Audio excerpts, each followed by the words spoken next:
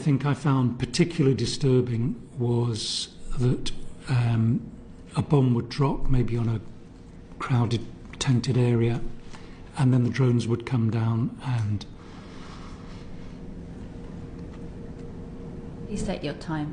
We're incredibly grateful. We'd like to start the very first session of the International Development Select Committee. It is a new committee that we've got here for this new Parliament, and it is my great honour that our very first witness is Professor Nazim Mahmood, who is a Professor of Transplant Surgery. Nazim, you're here in front of us because you have recently returned from Gaza and doing some work in the hospitals over there. We really appreciate you coming and speaking to us today. It's very difficult to get first-hand testimony, obviously, about what's going on in Gaza at the moment. So thank you for coming and sort of sharing your experiences.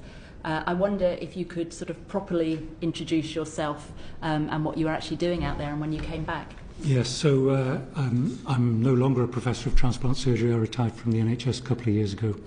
And I've spent my time doing work overseas. So I had a month in Gaza, mid-August to mid-September, working in Nasser Hospital with medical aid for Palestinians.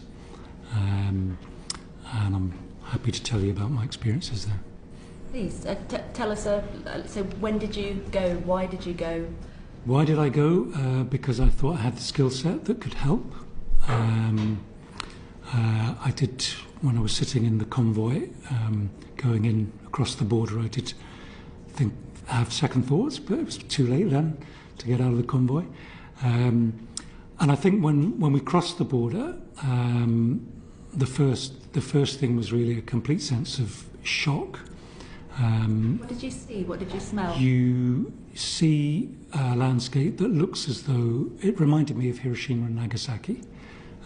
Devastation, buildings reduced to rubble for miles around as far as you can see, nothing growing, no people, a few looters here and there, but nothing. You drive through that for about 20 minutes, and then you get to the central part of southern Gaza, which was the designated the green zone. I can't bring myself to call it the safe zone or humanitarian zone because it was neither. That green zone houses about 1.3 million people. What sort of area is that? It's probably about the size of the City of London. You can walk across it fairly easily if it was safe to do so.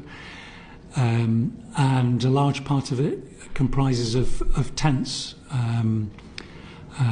And when I say tents, some of those are proper tents. Many of them are just pieces of carpet and plastic stuck onto sticks. And these are in the middle of the road, side of the road, every possible space. There's no running water, no sanitation, no electricity, obviously. And people are having to roll those up and move on at very, very short notice. Time and time again, most people have moved 6 or 7 times.